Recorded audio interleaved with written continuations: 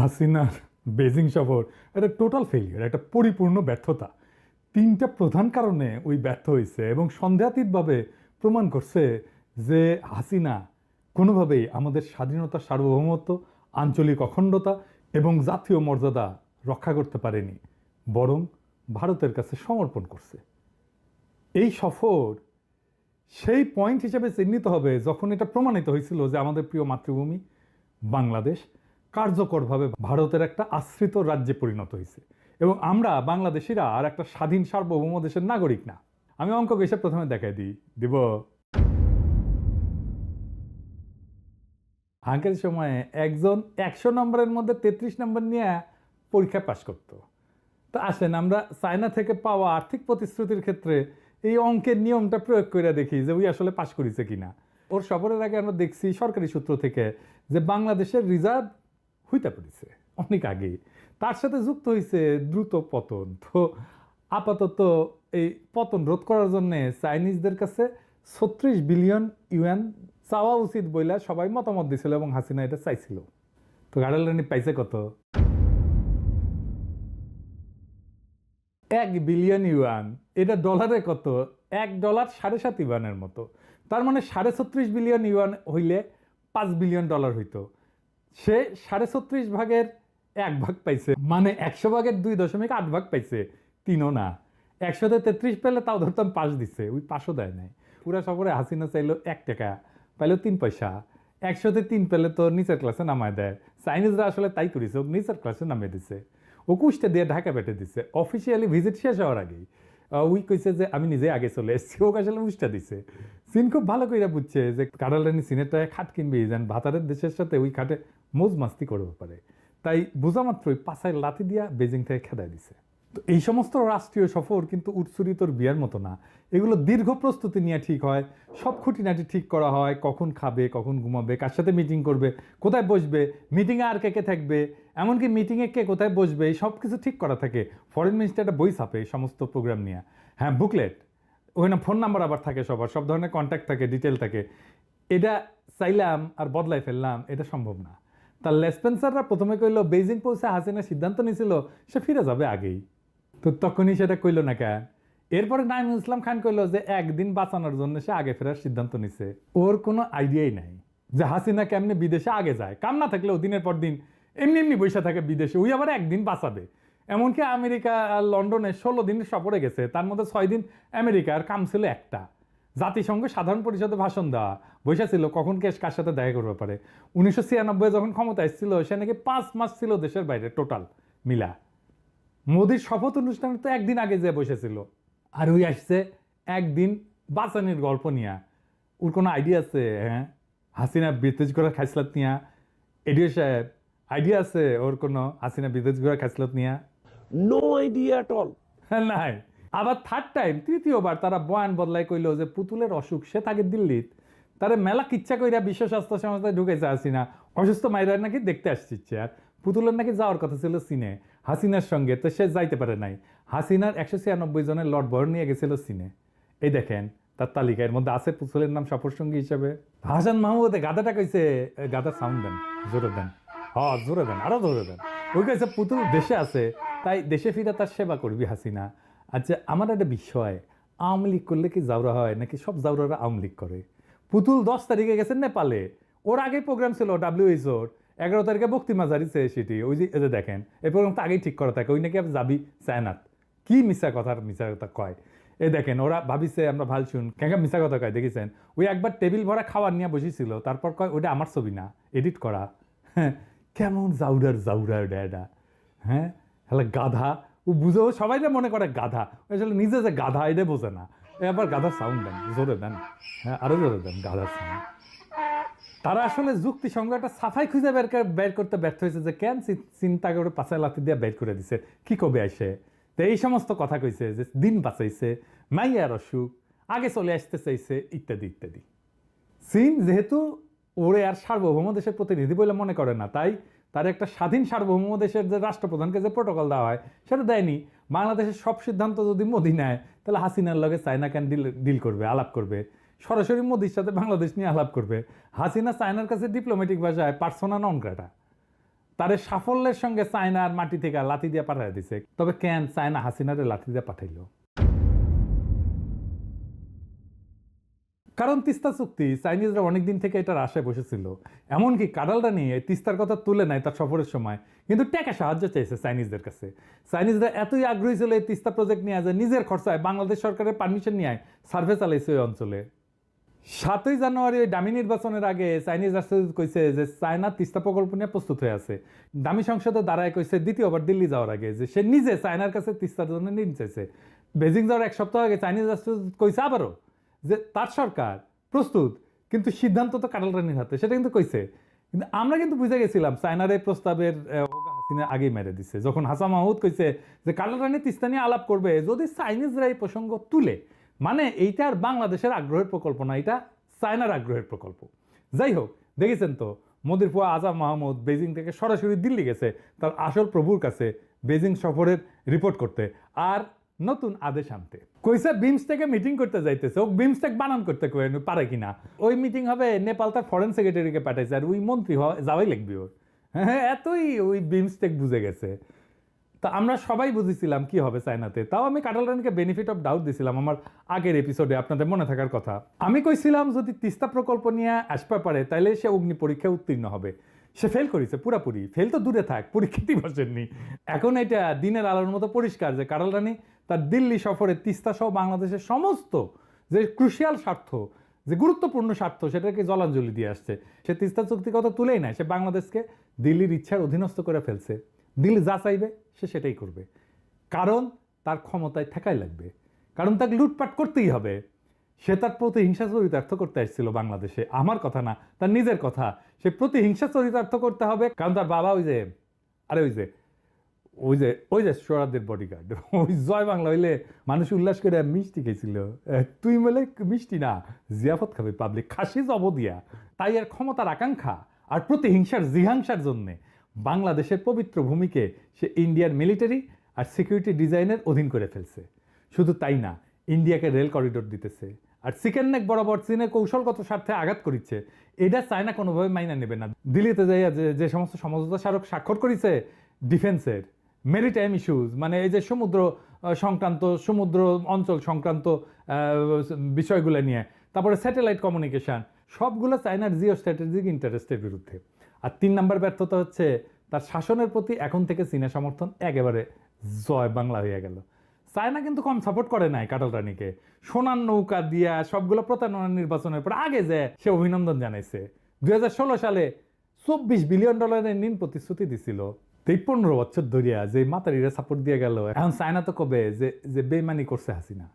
আমরা এই কাটাল রানী সাপোর্ট করার জন্য চায়নারে কম সমালোচনা করি নাই। সেই চীন এখন কইতেছে আমাদের সর্বনাশ হইয়া গেছে। ও আচ্ছা, এই নামে একটা কবিতা আছে তারাপদ রায়ের। চীনের অভিজ্ঞতা যা হইছে হাসিনারে নিয়া তার সাথে মিল আছে, মজা পাইবেন, পড়িয়া দেখি। হ্যাঁ, এই তারাপদ রায় সুনীল গঙ্গোপাধ্যায়ের বন্ধুস্থানীয় সমসাময়িক, একসাথে লেখালেখি করতো। আমাদের টাঙ্গাইলের ছেলে, কিন্তু বিন্দুবাসিনী থেকে ম্যাট্রিক পাস করে কলকাতা বিশ্ববিদ্যালয়ে পড়তে যায় ব্রিটিশ আমলে, ওইখানে থিতু হন। তো উনি মূলত পরিচিতি পাইছেন হাসির ছোট গল্প লেখা। তো ওনার একটা বিখ্যাত কবিতা আছে, আমাদের সর্বনাশ হয়ে গেছে, আমি পড়তেছি। হ্যাঁ, আমরা যে গাছটিকে কৃষ্ণচূড়া ভেবেছিলাম, যার উদ্দেশ্যে ধ্রুপদী বিন্যাসে কয়েক অনুচ্ছেদ প্রশস্তি লিখেছিলাম, গতকাল বলয়বাবু বললেন ওইটা বানর লাঠি গাছ। অ্যালসেশিয়ান ভেবে যে সারমেয় শাবকটিকে আমরা 3 মাস বকলস পরিয়ে মাংস খাওয়ালাম, ক্রমশ তার খেকি ভাব প্রকট হয়ে উঠছে। আমরা টের পাইনি আমাদের ঝর্ণা কলম কবে ডটপেন হয়ে গেছে, আমাদের বড়বাবু কবে হেড অ্যাসিস্ট্যান্ট হয়ে গেছেন, আমাদের বাবা কবে বাপি হয়ে গেছেন। আমরা বুঝতে পারিনি আমাদের সর্বনাশ হয়ে গেছে। তো হাসিনারে অ্যালসেশিয়ান ভাইবা বকলস পরায় 3 বেলা মাংস খাইছে, এখন দেখিচ্ছে এটা অ্যালসেশিয়ান না, এটা নেরিকুত্তা। তো এডিটর নেরিকুত্তার একটা সাউন্ড দেন, আর নেরিকুত্তা লাত্তি গেলে একটা সাউন্ড করে সেটা দেন। এই সাউন্ড এখন করছে হাসিনা, বুঝছাও? তো এই যে বিশ্বাস ভঙ্গ, এই জন্যে সে চিরকালের জন্য চায়নারে হারাইছে। এই প্রসঙ্গে কয়ে রাখি, চায়নার সাথে ঐতিহাসিকভাবে ভালো সম্পর্ক ছিল বিএনপির জিয়ার আমল থেকে। জিয়া এটা বিশেষ একটা কাজ কইরা এই সম্পর্কটা তৈরি করছিল, ওইটা পরের আলাপ করবো নি, আজকে না। এইটা লাস্ট টাইমে বিএনপি টাইমে বাণিজ্য মন্ত্রী ছিলেন আমির খসরু মাহমুদ। তো যাই হোক, উনার আর কিছু কই না আজকে। উনি ঢাকায় বাণিজ্য মিশন খুলছিল তাইওয়ানের। এর জেরে তৎকালীন বিএনপি জামাত সরকারের সঙ্গে চীনের সম্পর্কের অবনতি হয়। আমির খসরু মাহমুদকে খালেদা জিয়া বরখাস্ত করেন। ও নিজের ডিসিশনে এই কাজটা করছিল, কিন্তু তারপরে দায়িত্ব দেওয়া হয় ওই যে আলতাফ হোসেন চৌধুরীকে। এই আমির খসরু মাহমুদ এখন বিএনপির অন্যতম নীতি নির্ধারক। শুধু তাই না, আন্তর্জাতিক সম্পর্ক দেখেন, বুঝেই না যে আন্তর্জাতিক সম্পর্ক জিও পলিটিক্যাল ইস্যুতে কোনগুলো ইম্পর্টেন্ট, কোনগুলোতে খেয়াল রাখতে হয় বিশেষ করে বুঝেই না। আচ্ছা, আর একটা বিষয় নিয়ে একটু আলাপ করে নিই, মানে প্রেসিডেন্ট শি বিবৃতি দিছে, সেইটা একটু ব্যাখ্যা করে নিই। হ্যাঁ, শি হাসিনারে যা কইছে ডিপ্লোম্যাটিক ভাষায়, সেটা আমি সাধারণ মানুষের ভাষায় কইতেছি। এটা করার আগে আপনাদের একটা ডিপ্লোম্যাটিক ল্যাঙ্গুয়েজের গোপন তত্ত্ব শিখিয়ে দিই, আমার ক্ষুদ্র ভ্রাতাদের কাজে লাগবে, বউ বা গার্লফ্রেন্ডদের বুঝতে। আমার এক সিনিয়র ডিপ্লোম্যাট বন্ধু কইছে আমার এইটা। তো সেটা হচ্ছে, যখন একজন মহিলা কয় না না, তার মানে মেবি বা হইতে পারে। যদি কয় মেবি, তার মানে হইতেছে হ্যাঁ, বুঝাও।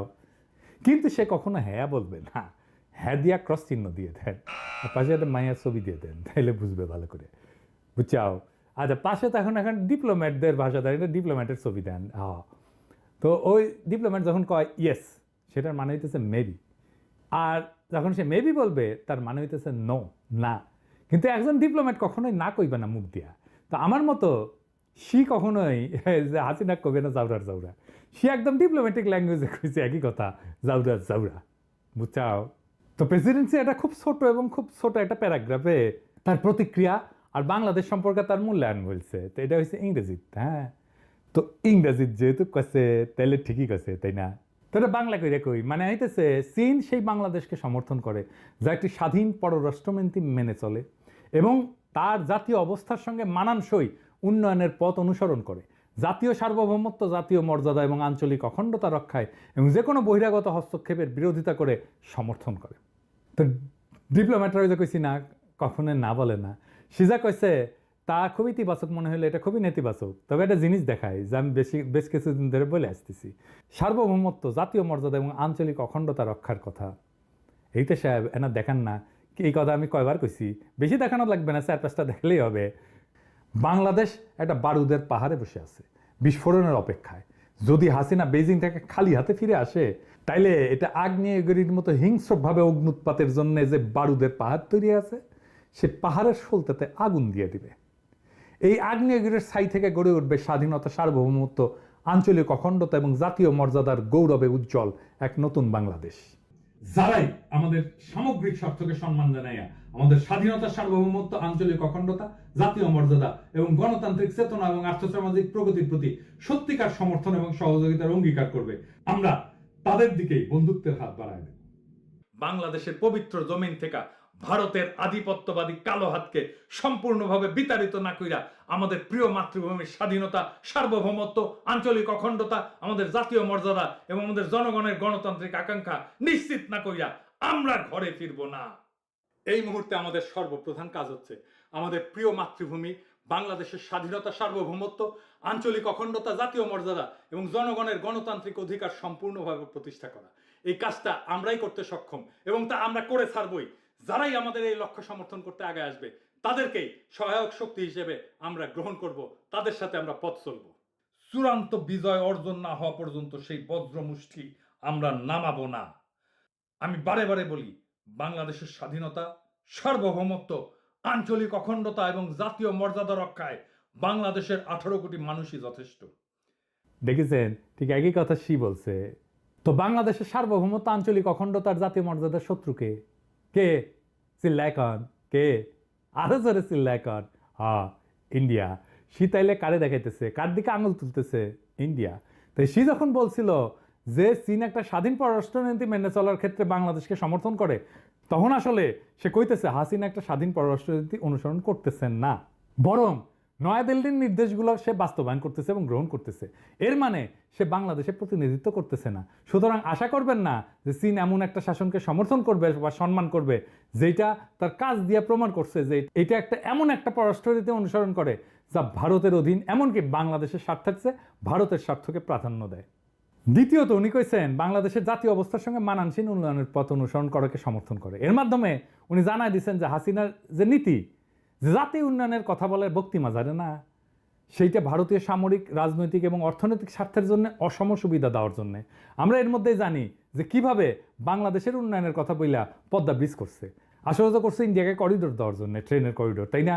বাংলাদেশের বাজার ভারতীয় পণ্যের জন্য খুলে দিছে, বাংলাদেশের চাকরির বাজার খুলে দিছে ভারতীয়দের জন্য, তাও আবার অবৈধভাবে। জাতীয় স্বাস্থ্য ব্যবস্থার উন্নতির পরিবর্তে ভারতের স্বাস্থ্য পর্যটনকে সে প্রমোট করে, মার্কেটিং করে দেয়। হাসিনা কার্যত বিনা পয়সায়, বিনা টাকায়, বিনা বেনিফিটে ভারতকে অভাবনীয় একটা ভূ রাজনৈতিক অর্থনৈতিক সুবিধা দিছে। ক্রমাগত সীমান্তে হত্যা এবং অভিন্ন নদীর পানি প্রত্যাহার সহ ভারতের ক্রমাগত আগ্রাসী নীতি সত্ত্বেও পাইকারিভাবে কাঁঠাল রানী দিয়েই যাচ্ছে। আর নির্লজ্জের মতো বলে ভারতকে যা দিছি তা নাকি তার সারা জীবন মনে রাখবে। আর বাংলাদেশে এমন একজন সাংবাদিক নাই যে জিজ্ঞেস করতে পারে আপনি কি দিচ্ছেন যা সারা জীবন মনে রাখবে। এবার আসেন গ্লোবাল টাইমসের একটা মূল্যায়ন।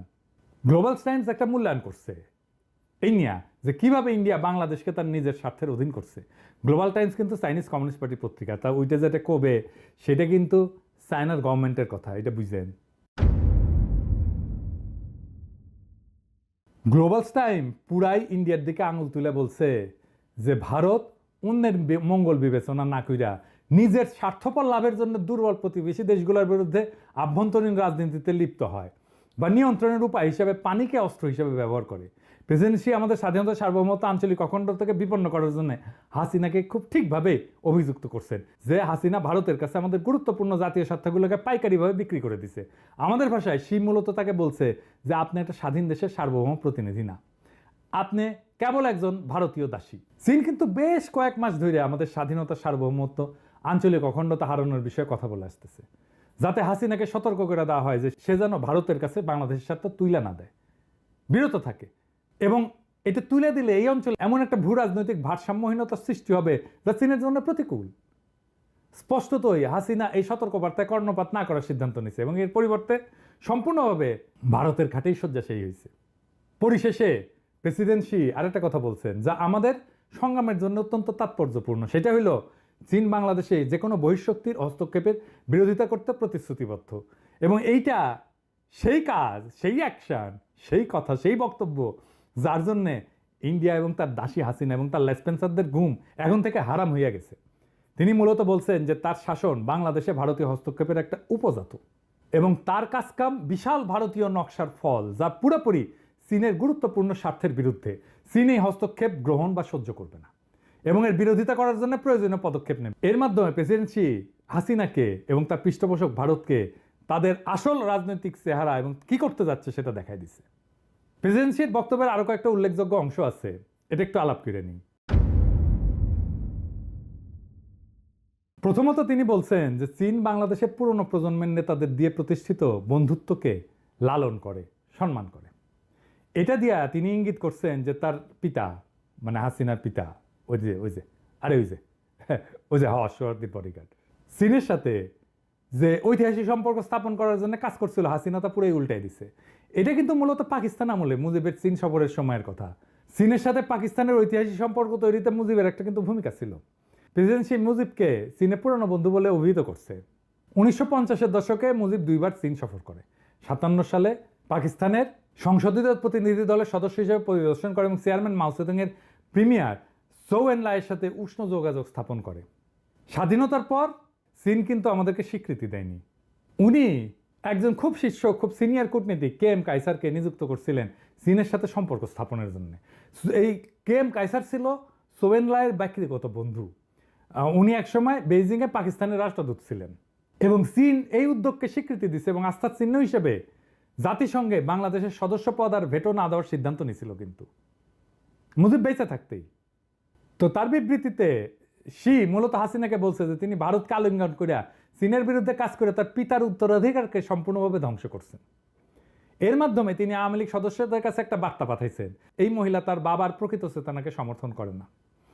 প্রেসিডেন্সির বিবৃতিতে দ্বিতীয় উল্লেখযোগ্য বাক্যটি হল, চীন আগামী বছর কূটনৈতিক সম্পর্ক প্রতিষ্ঠার 50তম বার্ষিকীকে বেল্ট অ্যান্ড রোড ইনিশিয়েটিভের, মানে ওই যে বিআরআই আছে না, এটার যৌথ নির্মাণের বিভিন্ন ক্ষেত্রে সহযোগিতার মাধ্যমে আরো গভীর করার এবং প্রসারিত করার সুযোগ হিসেবে গ্রহণ করবে।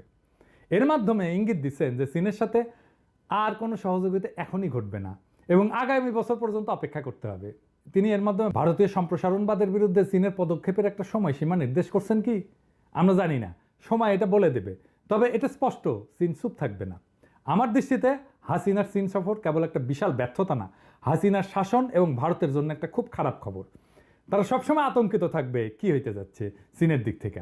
যাই হোক, এটা আমাদের জন্য, মানে বাংলাদেশের জনগণের জন্য এবং আমাদের প্রিয় দেশের জন্য সুখবর।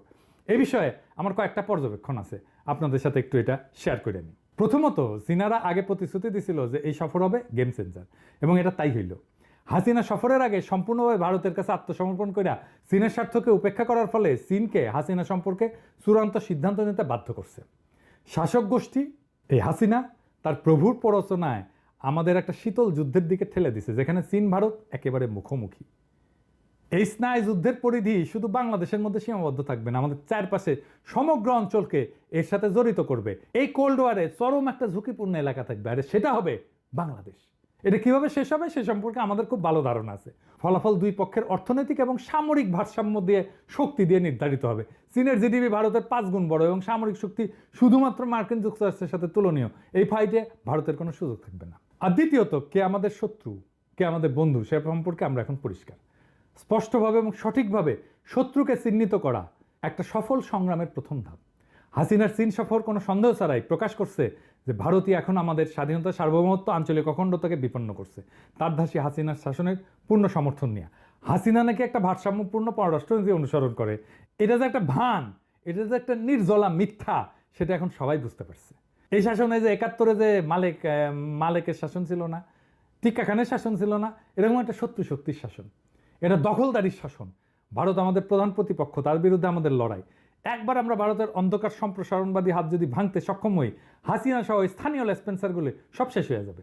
এখন যেহেতু আমাদের শত্রুদের স্পষ্টভাবে চিহ্নিত করা হয়েছে, আমাদের সবচেয়ে গুরুত্বপূর্ণ কাজ হচ্ছে শত্রুকে পরাজিত করার জন্য আমাদের উদ্দেশ্য, কৌশল এবং কাজগুলোকে সঠিকভাবে পরিকল্পনা করা।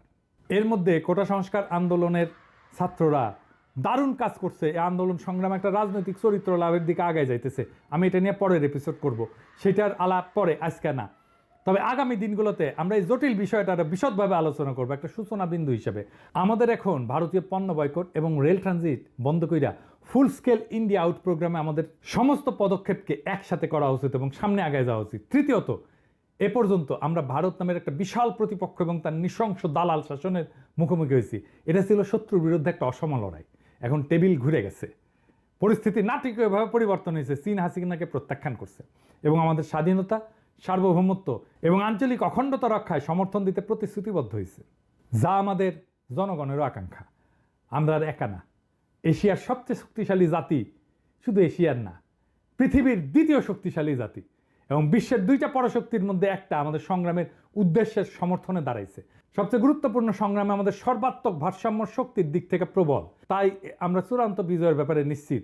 একদিকে হাসিনা আর আমেরিকার বরকন্দাজ ভারত, অন্যদিকে বাংলাদেশের জনগণের পাশে চীন। এই লড়াইয়ে কে বিজয়ী হবে তা বলে দেওয়ার অপেক্ষা নাই। চতুর্থত, আমাদের মনে রাখতে হবে যে আমাদের লড়াই মূলত আমাদের নিজেদের লড়াই। আমরা আমাদের জাতীয় পরিত্রাণের দায়িত্ব অন্য জাতিকে দিতে পারি না এবং করা উচিত না। এটা যত কঠিনই হোক না কেন, আমাদের অবশ্যই আমাদের দায়িত্ব পুরোপুরি পালন করতে হবে এবং আমাদের উদ্দেশ্য এবং আকাঙ্ক্ষার সাথে সামঞ্জস্যপূর্ণ হইলেই আমরা আন্তর্জাতিক শক্তির সাহায্য নেব। আমরা ঔপনিবেশিক শাসনের বিরুদ্ধে আমাদের দীর্ঘ অথচ সফল সংগ্রাম, আমাদের স্বাধীনতার যুদ্ধ, ফিলিস্তিন এবং কাশ্মীরের মতো বিশ্বব্যাপী মানুষের দীর্ঘ চলমান সংগ্রাম থেকে অনুপ্রেরণা নেব এবং আমাদের সশস্ত্র বাহিনীর গর্বিত সদস্যদের সিদ্ধান্ত নিতে হবে যে তারা পলাশির সময় সিরাজদৌল্লা সেনাবাহিনীর মতো সাইড লাইনে থাকবে কিনা, যখন মীর জাফর রূপী হাসিনা এবং তার সহষড়যন্ত্রকারীরা ভারতের কাছে দেশ বিক্রি করে দিতেছে।